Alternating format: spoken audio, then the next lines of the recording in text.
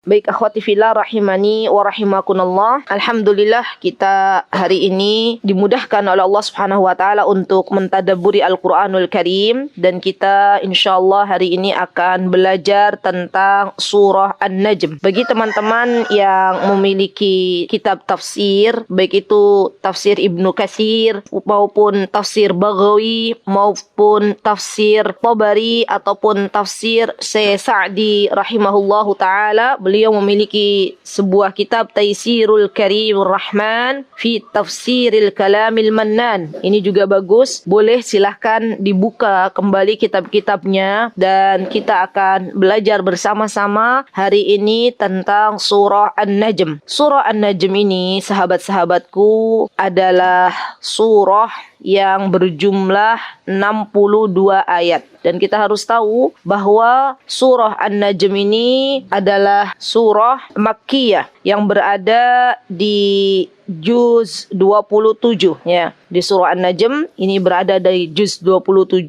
Surah yang disebutkan di surah An-Najm ini semuanya dari awal sampai akhir adalah Makkiyah. Karena terkadang ada beberapa surat yang awalannya Makkiyah, kemudian setengahnya Madaniyah. Tapi khusus surah An-Najm ini dari awal sampai akhir para ulama mengatakan bahwa surah An-Najm ini adalah Makkiyah. Dilihat dari konteks ayat yang ada di dalam surah An-Najm. Kemudian teman-teman yang dimuliakan Allah Subhanahu wa taala, surah An-Najm ini juga Masya Allah adalah surah di mana ketika itu Rasulullah Shallallahu Alaihi Wasallam pernah membaca di dalam salat beliau, membaca surah An-Najm. Kemudian subhanallah, ternyata ketika beliau membaca surah An-Najm di dalam salat beliau, dan beliau sampai di ayat fasjudu lillahi wa'budu. Itu ayat terakhir surah An-Najm, ayat 62.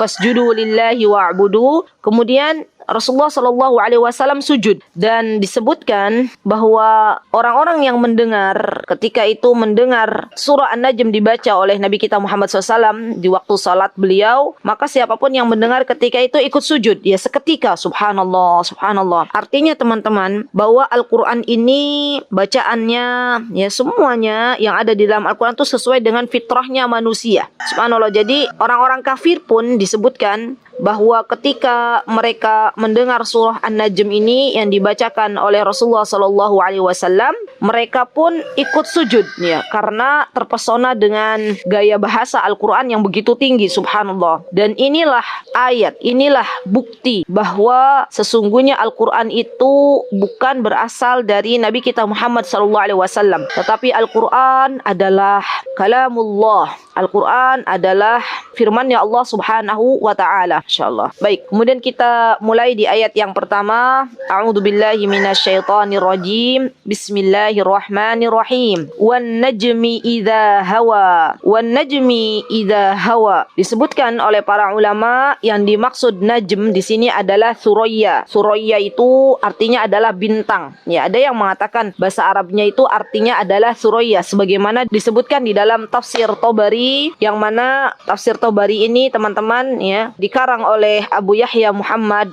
bin Salih, dan beliau mengatakan bahwa yang dimaksud dengan An-Najm di sini adalah Thuraya, adalah bintang ya. Karena ada beberapa ulama yang mengatakan bahwa yang dimaksud Najm di sini adalah Al-Qur'an. Kemudian dibantah oleh ulama lain, kalaupun Al-Qur'an maka tidak disebut dengan tenggelam ya, tetapi yang dimaksud di sini adalah An-Najm adalah As-Suraya. Suraya itu adalah bintang. Dan di dalam ayat ini juga Syekh Sa'di rahimahullah mengatakan bahwa aqsamullahu bin nujum. Jadi Allah Subhanahu wa taala bersumpah dengan bintang ya, dan kita tahu bahwa subhanallah teman-teman, ketika Allah Subhanahu wa taala bersumpah dengan sesuatu itu menunjukkan keagungan apa yang Allah Subhanahu wa taala sumpahkan. Wan najmi idza hawa. Wan najmi idza hawa, demi bintang ketika hawa, ketika terbenam ya. Dan subhanallah teman-teman, di sini dibuktikan bahwa sebenarnya ketika wan najmi idza hawa ya, sebagaimana disebutkan oleh Mujahid. Mujahid ini seorang ahli tafsir teman-teman, bahwa kata beliau as-suraya idza saqatat ma'al fajr. Jadi yang dimaksud dengan tenggelam ini adalah bintang ketika terbenam di waktu fajar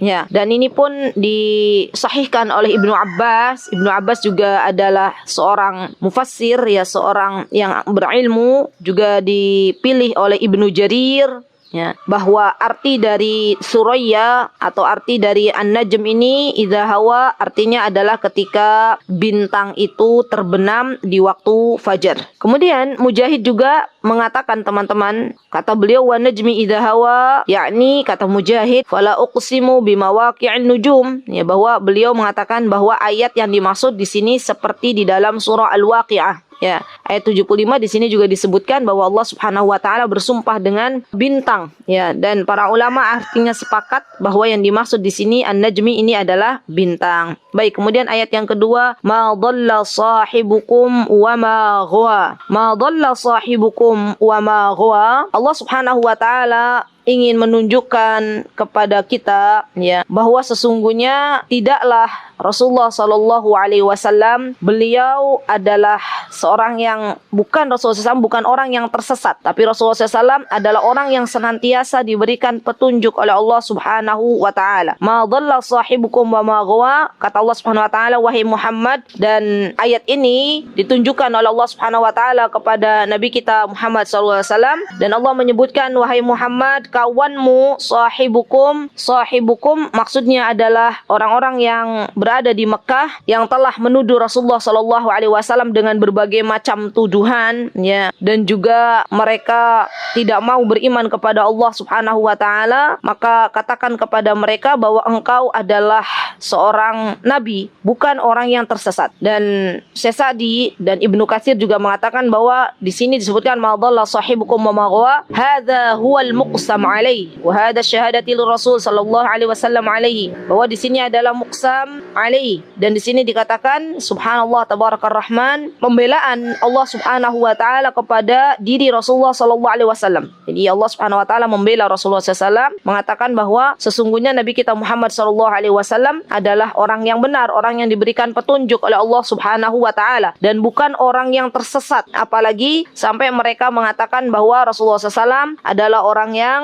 senantiasa diberikan, ya, syair-syair itu oleh syaitan, ya. Baik, kemudian di sini dikatakan di dalam ayat yang ketiga, wa ma yantiqu 'anil hawa. Wa ma yantiqu 'anil hawa, ai ma'naha, maksudnya wa ma yantiqu 'anil hawa laisa nutqah sadiran an hawa. Maksudnya adalah apa yang Rasulullah sallallahu alaihi wasallam sampaikan kepada kita dari Al-Qur'anul Karim itu bukan berasal dari Nabi kita Muhammad SAW, bukan berasal dari hawa nafsu beliau, dan ucapan itu, Al-Qur'an ini adalah semuanya wahyu dari Allah Subhanahu wa taala, in huwa illa wahyu yuha. Jadi Al-Qur'an yang kita baca, teman-teman, ya, firman-Nya Allah Subhanahu wa taala itu bukan berasal dari Nabi kita Muhammad sallallahu alaihi wasallam. Dan di dalam ayat ini, teman-teman, ada pembelaan dari Allah Subhanahu wa taala atas tuduhan orang-orang kafir Mekah yang mengatakan bahwa Al-Qur'an itu adalah perkataannya Nabi kita Muhammad sallallahu alaihi wasallam, ya. Kemudian Allah Subhanahu wa taala membela Rasulullah SAW dengan mengatakan in huwa illa wahyu yuha, ai innama yaqulu ma amara bih, ya, yablughu ilan nasi kamilan muwaffiran min ghairi ziyadati wala nuqsan wa hiya minallahi azza wa jal. Jadi Rasulullah SAW subhanallah adalah seorang yang amanah, seorang yang apabila mendapatkan wahyu beliau sampaikan tanpa ditambah-tambah, tanpa dikurangi, subhanallah. Allahu akbar. Di subhanallah, teman-teman, mereka orang-orang kafir itu, orang-orang kafir Makkah, sesungguhnya mereka itu adalah orang-orang yang mengatakan kepada Nabi kita Muhammad SAW al-amin, orang yang terpercaya, sebelum Nabi kita Muhammad SAW ditunjuk menjadi seorang Rasul. Tetapi ketika Rasulullah SAW beliau memberitahukan kepada mereka bahwa Rasulullah SAW adalah utusannya Allah, maka seketika itu juga mereka tidak percaya kepada Nabi kita Muhammad SAW. Dan ini adalah bertentangan sejatinya dengan apa yang dulu pernah mereka katakan kepada Rasulullah sallallahu alaihi wasallam. Baik, kemudian Rasulullah SAW juga, teman-teman, ya, untuk membuktikan bahwa semua yang ada di dalam Al-Quran itu adalah wahyu dari Allah Subhanahu wa taala. Beliau pernah mengatakan di dalam beberapa hadis, ya, di antaranya adalah beliau mengatakan fawalladzi nafsi biyadihi ma yakhruj minhu illa haqq. Kata beliau, demi zat yang jiwaku berada di tangannya, sesungguhnya tidak ada yang keluar dari mulutku kecuali kebenaran. Subhanallah, ya. Jadi apa-apa yang keluar dari mulut menyebutnya Rasulullah SAW yang berkenaan dengan Al-Quranul Karim itu semuanya adalah benar. Ya, tidak ada kedustaan di dalamnya, Masya Allah. Dan Rasulullah SAW juga pernah menyebutkan, kata beliau dalam hadis Abu Hurairah, teman-teman, ma akhbartukum annahu alladhi min indillah fahuwa alladhi la syakka fi, bahwa semua yang ada di dalam Al-Quranul Karim itu datangnya dari Allah Subhanahu wa ta'ala. Baik, kemudian di dalam ayat selanjutnya Allah Subhanahu wa ta'ala berfirman, allamahu syadidul quwa. Allamahu syadidul quwa, ya. Dikatakan bahwa allamahu syadidul quwa ini, teman-teman, kata Syekh Sa'di rahimahullahu taala, nazala bil wahyi ala Rasulillah sallallahu alaihi wasallam Jibril alaihi salam. Yang dimaksud di sini allamahu syadidul quwa, bahwa yang mengajarkan Al-Qur'anul Karim kepada Rasulullah sallallahu alaihi wasallam adalah Jibril, dan Jibril memiliki sifat yang sangat-sangat kuat. Ya, Jibril alaihissalam adalah salah satu malaikat yang diutus oleh Allah Subhanahu wa taala spesial untuk menyampaikan wahyu kepada Nabi kita Muhammad sallallahu alaihi wasallam. Masya Allah. Dan Jibril ini beliau memiliki beberapa sifat, ya. Di antaranya adalah syadidul quwa, ya, yang memiliki sifat sangat-sangat kuat. Dan juga malaikat Jibril juga pernah disifati dengan Dzumirrah. Dzumirrah artinya adalah yang mempunyai keteguhan. Ya, Masya Allah. Dan juga pernah malaikat Jibril disifati dengan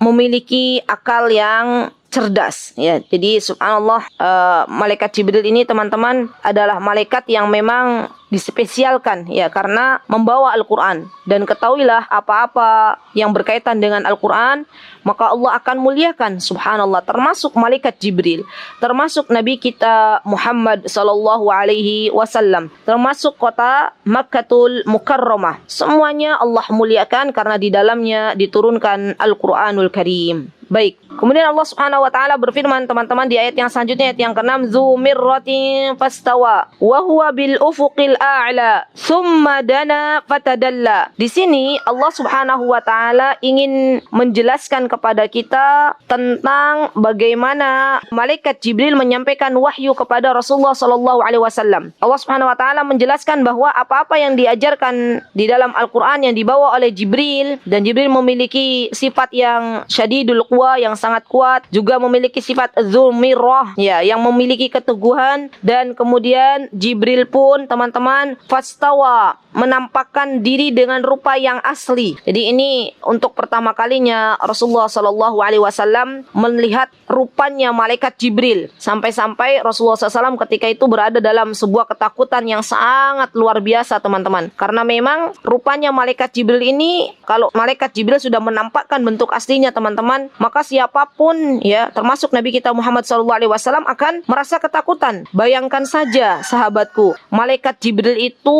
memiliki kurang lebih 600 sayap, dan jika malaikat Jibril mengepakkan satu sayapnya saja, maka satu sayapnya akan menutupi seluruh cakrawala. Jadi malaikat Jibril itu punya 600 sayap. Dan siapa yang mengabarkan bahwa malaikat itu bersayap? Allah Subhanahu wa taala, ya, Rasulullah sallallahu alaihi wasallam. Tapi tidak boleh, ya, teman-teman, ini PR untuk kita, karena saya pernah mendapati sebuah buku, di situ disebutkan malaikat dan digambarkan tuh bentuk malaikat ada sayapnya. Ya, ini tidak boleh. Perhatikan, teman-teman yang sudah menjadi ibu, kalau mau beli buku anak-anak atau anak-anak mau membaca sebuah buku, itu harus kita harus melihat dulu kira-kira isi bukunya seperti apa. Jangan sampai kita belum membaca buku tersebut, kemudian kita serahkan kepada anak-anak kita, dan anak-anak kita membaca, kemudian mereka melihat sebuah gambar, di situ dikatakan malaikat misalnya, kemudian ada peri yang ada sayapnya, maka akan secara tidak sadar anak akan berkata bahwa, oh, bentuknya malaikat tuh kayak peri, ada sayapnya, terbang, gitu ya. Jadi subhanallah, benar-benar kita katakan bahwa malaikat Jibril ini adalah makhluk yang sangat-sangat besar, dan yang paling besar sesungguhnya adalah Rabbnya malaikat Jibril, yaitu Allah Subhanahu wa ta'ala. Subhanallah, jadi beliau, malaikat Jibril itu memiliki 600 sayap. Jika salah satu sayapnya saja dikepakkan, teman-teman, maka akan menutupi seluruh cakrawala. Dan subhanallah, dari sayapnya malaikat Jibril itu keluar yakut. Yakut itu adalah semacam mutiara, ya, subhanallah, yang sangat-sangat indah. Subhanallah. Kemudian beliau pun, ya, subhanallah, bisa naik dari bawah ke atas dan juga bisa turun dari atas ke bawah, ya. Dan digambarkan bahwa kenapa Allah Subhanahu wa taala menyebutkan kisah ini di dalam surat An-Najm ini ada kaitannya dengan bintang. Jadi Allah ingin menunjukkan kepada kita sahabatku bahwa ketika bintang itu turun kan sangat cepat. Ternyata Allah telah menciptakan makhluk yang lebih cepat lagi daripada turunnya bintang, yaitu malaikat. Dan tentunya malaikat ini yang dimaksud adalah malaikat Jibril. Malaikat Jibril.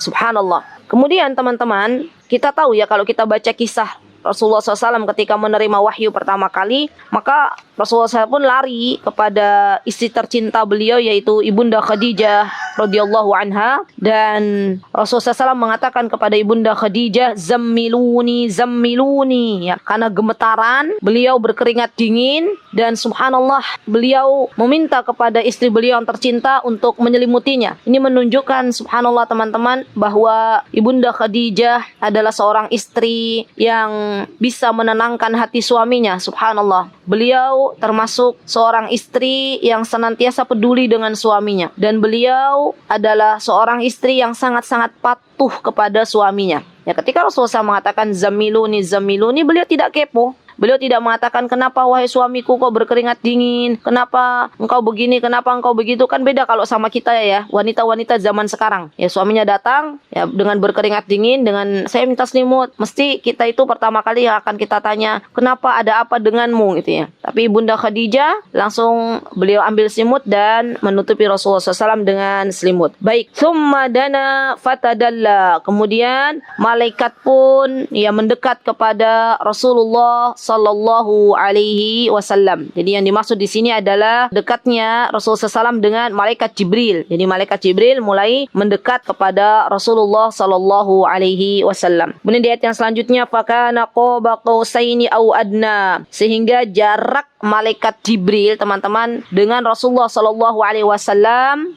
itu adalah sedekat-dekat jarak. Ya. Ada yang mengatakan yang dimaksud dengan qausain ini adalah jarak 2 busur panah, ya. Karena biasanya orang-orang Arab itu kalau menyebut qaus itu adalah sesuatu yang ma'ruf, kata Syekh Sa'di rahimahullah, dan yadullu ala kamalil mubasyarah li Rasul sallallahu alaihi wasallam birisalah wa annahu la wasita bainahu wa bain Jibril alaihi salam. Dan karena kedekatan Rasul sallallahu dengan malaikat Jibril ini menunjukkan bahwa wahyu ini telah disampaikan oleh malaikat Jibril dengan langsung, ya, mubasyir, dengan langsung, bukan dengan mimpi. Jadi wahyu yang Rasulullah SAW dapatkan ketika bertemu dengan malaikat Jibril adalah wahyu yang langsung disampaikan oleh malaikat Jibril kepada Rasulullah sallallahu alaihi wasallam. Kemudian Allah Subhanahu wa taala mengatakan fa-auha ila 'abdihi ma auha. Kemudian malaikat Jibril menyampaikan wahyu ya pada Nabi kita Muhammad sallallahu alaihi wasallam apa yang telah diwahyukan oleh Allah Subhanahu wa taala. Subhanallah. Dan malaikat Jibril juga subhanallah teman-teman termasuk malaikat yang amanah, ya. Malaikat Jibril tidak menambahkan juga tidak mengurangi apa-apa yang telah difirmankan oleh Allah Subhanahu wa taala. Karena subhanallah teman-teman, siapapun yang Allah Subhanahu wa taala telah tunjuk untuk membawa kitabullah di dalam dada-dadanya, maka subhanallah di situ pula Allah telah berikan amanah kepada dirinya. Subhanallah. Karena itu dari proses turunnya Al-Qur'anul Karim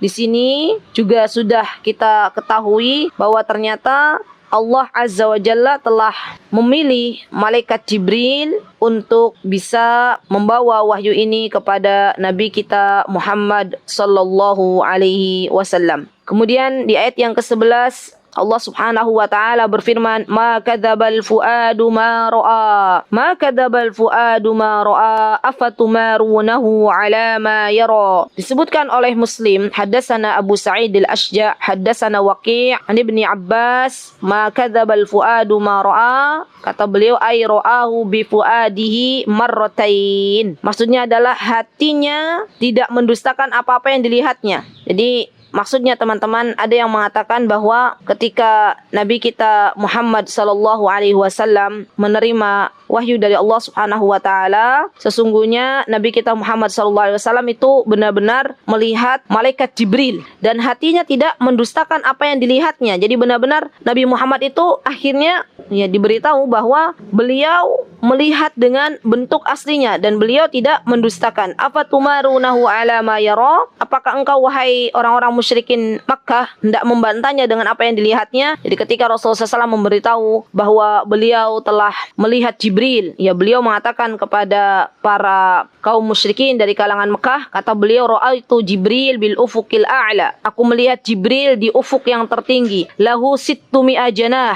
Malaikat Jibril memiliki 600 sayap. Yatanatharu min rishihid dur. Dan dari sayapnya itu keluar mutiara-mutiara atau permata yang berjatuhan. Subhanallah. Betapa indahnya ya malaikat Jibril, dan pastinya tidaklah ya malaikat Jibril itu indah kecuali zat yang menciptakan malaikat Jibril lebih indah. Subhanallah, ya. Semoga suatu hari kelak kita bisa berjumpa ya di akhirat nanti dengan malaikat Jibril, dan semoga suatu hari kelak Allah pertemukan kita semuanya di surga Firdaus tertinggi. Amin. Allahumma amin. Baik, kemudian ya akhwat, Allah Subhanahu wa taala memberitahukan kepada kita semuanya bahwa setelah Rasulullah sallallahu alaihi wasallam menjelaskan telah melihat malaikat Jibril ya di ufuk yang tertinggi dengan apa yang dilihatnya, maka kemudian Allah mengatakan walaqad ra'ahu nazlatan ukhra 'inda sidratil muntaha, dan sungguh engkau wahai Nabi Muhammad ya telah melihatnya dalam rupa aslinya, yaitu ketika Rasulullah sallallahu alaihi wasallam teman-teman itu Mi'raj ya, Isra Mi'raj, dan malaikat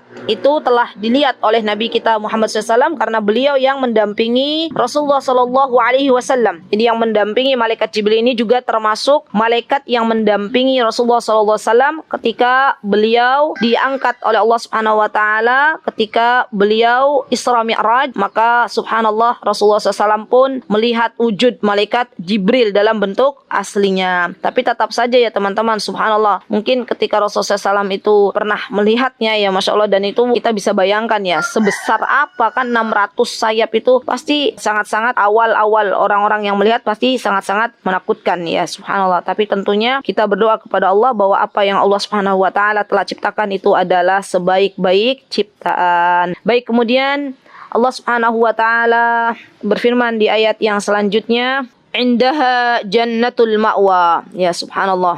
Jadi teman-teman, di Sidratil Muntaha ya, itu terdapat surga yang dulu pernah ditempati oleh ayahanda kita Nabi Adam alaihissalam ya. Dan subhanallah, ada juga para ulama yang berpendapat bahwa surga yang dimaksud di sini Jannatul Ma'wa, surga tempat tinggal itu adalah tempat tinggal yang Allah akan berikan kepada para syuhada ya, subhanallah. Yang mana para syuhada ini meskipun jasadnya berada di alam barzah, tetapi terkadang ruh-ruhnya mereka bermain ke surga ya subhanallah. Dan ini adalah sebuah kemuliaan yang Allah Subhanahu wa taala berikan kepada para syuhada. Maka dari itu teman-teman, boleh kita meminta syahid di jalan Allah Subhanahu wa taala di dalam doa-doa kita, sebagaimana doanya Umar bin Khattab ketika meminta kepada Allah Subhanahu wa taala kesyahidan. Dan yang namanya syahid itu tidak mesti ya, namanya syahid itu tidak mesti harus turun ke medan perang. Kita tahu Umar bin Khattab meninggal dunia dalam keadaan beliau berada di kota Madinah, dan dalam keadaan beliau tidak berperang ya, beliau ditusuk. Dan subhanallah, waktu itu beliau berdoa kepada Allah Subhanahu wa taala di dalam hidupnya, Allahumma inni as'aluka syahadatan fi sabilik. Wahai Rabbku, ya Allah, saya memohon kepadamu kesyahidan di jalanmu. Waj'al mauti fi biladi nabiyyika Muhammad sallallahu alaihi wasallam. Kemudian Umar pun memohon agar diwafatkan di kota Nabi. Pada waktu itu, subhanallah, putrinya beliau yaitu Hafsah mengatakan kepada Umar, wahai ayahku, bagaimana mungkin engkau ingin diwafatkan di kota Nabi, tapi engkau juga ingin syahid di jalannya Allah Subhanahu wa taala? Bukannya peperangan itu terjadi di luar kota Madinah? Maka subhanallah, Umar pun tetap berdoa, tetap berbaik sangka kepada Allah Subhanahu wa taala agar Allah mengaruniakan syahid untuknya, dan Allah mengijabah doanya Umar. Maka dari itu, saya berpesan untuk sahabat-sahabatku, dan ini juga pesan yang saya sematkan untuk diri saya, jangan pernah bersuudzon kepada Allah, jangan pernah berburuk sangka kepada Allah, jangan pernah cancel doa-doa kita. Tetaplah kita sematkan baik sangka kita kepada Allah Subhanahu wa taala, karena Allah Subhanahu wa taala adalah zat yang maha mengabulkan doa-doa kita. Ya, subhanallah. ada banyak sesuatu yang mungkin secara logika manusia itu tidak mungkin, tapi sesungguhnya ketahuilah wahai sahabatku bahwa tidak ada sesuatu yang tidak mungkin bagi Allah Subhanahu wa taala. Semoga Allah Subhanahu wa taala mengaruniakan kepada kita semuanya syahid di jalannya, dan semoga Allah Subhanahu wa taala mengaruniakan kepada kita semuanya kehidupan akhir penghujung hidup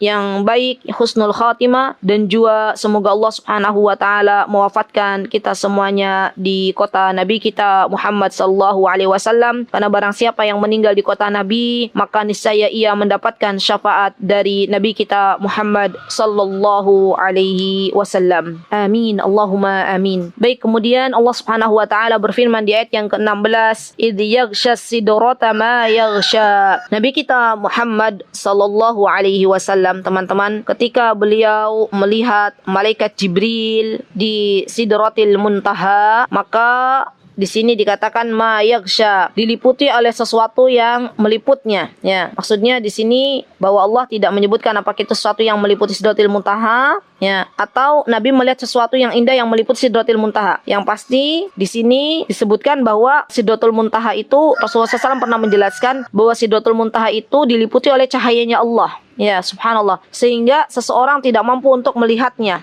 Subhanallah. Ada juga yang Rasulullah SAW pernah menjelaskan juga bahwa subhanallah tabarakar rahman, ya, Sidratil Muntaha, yang mudah-mudahan kita diberikan oleh Allah Subhanahu wa taala kesempatan besok ya teman-teman untuk bisa berjumpa dengan Allah Subhanahu wa taala. Disebutkan oleh para ulama yang dimaksud dengan idh yaghsha sidrata ma yaghsha, sebagaimana Ibnu Katsir mengatakan bahwa ini adalah hadis yang berkaitan dengan hadis Isra, ya, wa ghasyiha nurur rabb wa ghasyiha alwanun ma adri mahi, bahwa Sidratul Muntaha itu dihiasi dengan warna-warni yang kita tidak tahu warna-warni tersebut. Dan pernah disebutkan oleh Abdullah ibnu Mas'ud ketika Rasulullah SAW diisrakan oleh Allah Subhanahu wa taala dan sampai kepada Sidratil Muntaha, wa hiya fis sama'is sabi'a ilaiha yantahi ma ya'ruju bihi minal ardi fayaqbidu minha wa ilaiha yantahi ma yahbitu min fawqiha fayaqbidu minha idh yaghsha sidrata ma yaghsha. Yang dimaksud di sini adalah ketika Rasulullah SAW sudah sampai di Sidratil Muntaha, maka Allah Subhanahu wa taala memberikan kepada Rasulullah SAW sebuah wahyu berkaitan dengan salat. Dan juga di sini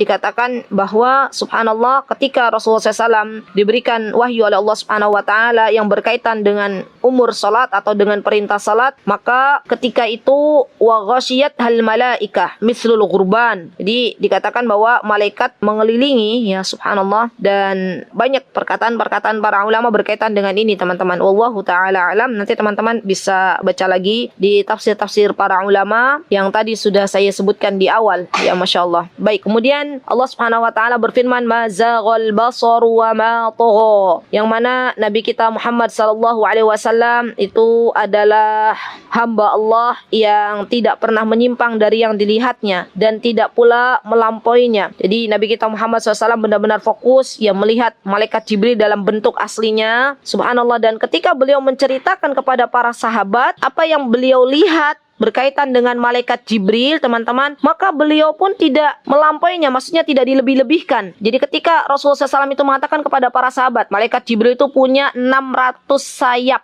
ya, maka itu tidak dikurangi dan tidak dilebihkan. Siapa yang memberitahu Rasulullah SAW bahwa malaikat Jibril punya 600 sayap? Allah Subhanahu wa ta'ala. Dan Rasulullah SAW ketika melihat malaikat Jibril dalam bentuk aslinya dan diceritakan kepada para sahabat ridwanullahi alaihim, Rasulullah pun tidak menguranginya, subhanallah, ya, Allahu Akbar. Jadi beliau benar-benar menceritakan apa yang beliau lihat dengan matanya, ya, al-basar, ya, dengan yang jujur kepada para sahabat ridwanullahi alaihim, subhanallah. Kemudian di sini Allah Subhanahu wa taala menyebutkan di dalam ayat yang ke-17, mazaghal basaru wa ma tagha. Basaru wa ma tagha tadi sudah. Kemudian yang ke-18, laqad ra'a min ayati rabbihil kubra. Ai, kata Syekh Sa'di, minal jannati wan nar wa ghairu dzalika minal umuri allati ra'aha lailatul usriya bi. Jadi di sini Rasulullah SAW telah melihat sebagian tanda-tanda kebesaran Allah Subhanahu wa taala yang paling besar, ya, ketika beliau berada di Sidratil Muntaha.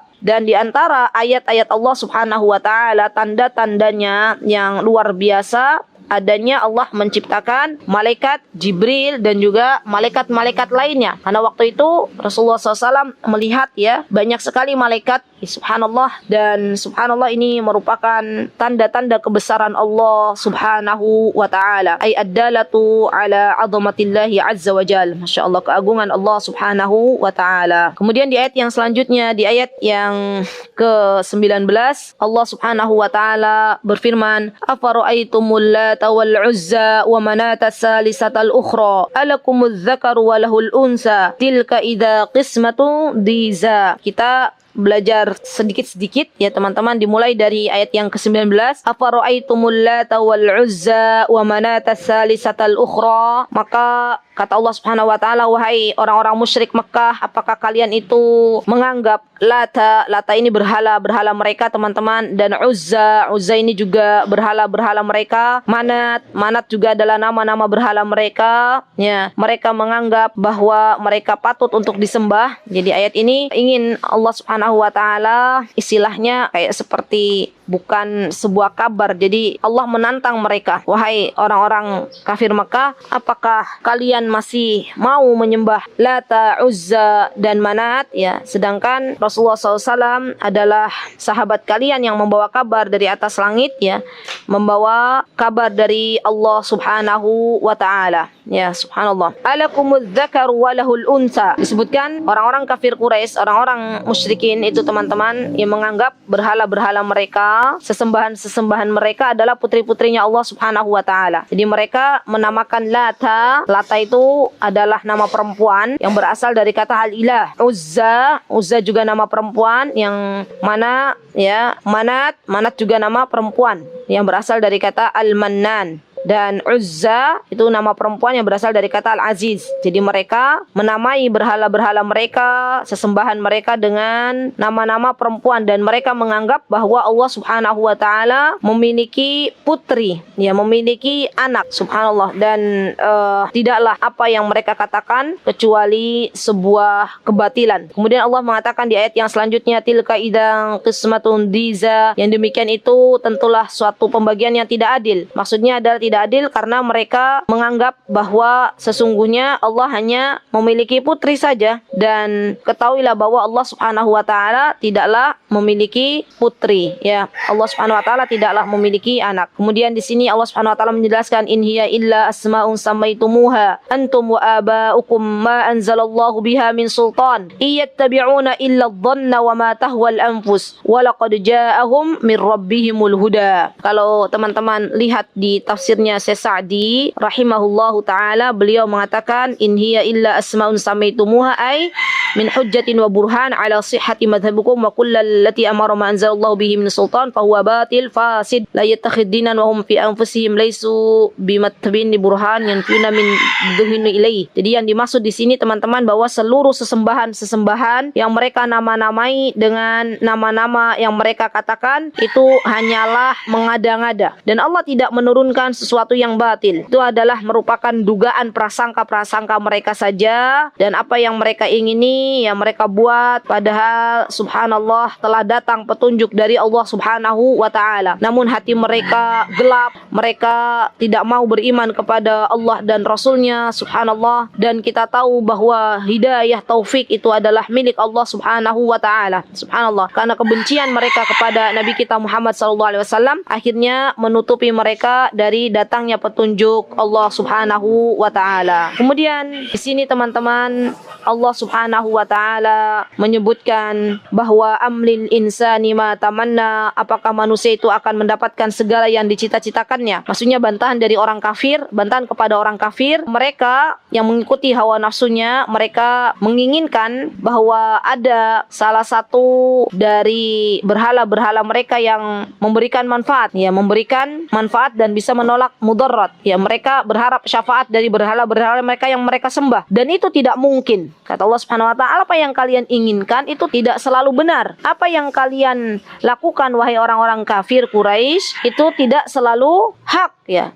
Tetapi mereka ya dengan harapannya membuat seakan-akan berhala-berhala tersebut akan memberikan syafaat kepada mereka. Ya, satu lagi ya di sini nanti insyaallah di ayat yang ke-26 ini kita akan lanjutkan di pertemuan yang akan datang teman-teman, karena ini nanti berkaitan dengan syafaat. Kemudian Allah Subhanahu wa taala berfirman di ayat yang ke-25 dulu, falillahil akhiratu wal ula, maka milik Allah lah kehidupan akhirat dan kehidupan dunia. Baik, kita cukupkan sampai di sini karena nanti untuk ayat yang ke-26 ini kita akan belajar tentang syafaat dan macam-macamnya insyaallah biidnillahi ta'ala di pertemuan yang akan datang. Dan ini penting banget teman-teman, amalan-amalan apa yang bisa membawa atau bisa memberikan syafaat kepada kita yang syar'i, dan siapa saja yang bisa memberikan syafaat ya. Kemudian syafaat itu bentuknya seperti apa, ini perlu kita pelajari. Ya subhanallah, semoga Allah Subhanahu wa taala memberikan kepada kita semuanya kesempatan untuk bisa mempelajari kembali tentang apa itu syafaat di pertemuan yang akan datang. Barakallahu fikunna jami'an, jazakunallahu khaira. Aqulu qawli hadza wastaghfirullah li wa lakum wa akhiru da'wana anil hamdulillahi rabbil alamin. Assalamualaikum warahmatullahi wabarakatuh.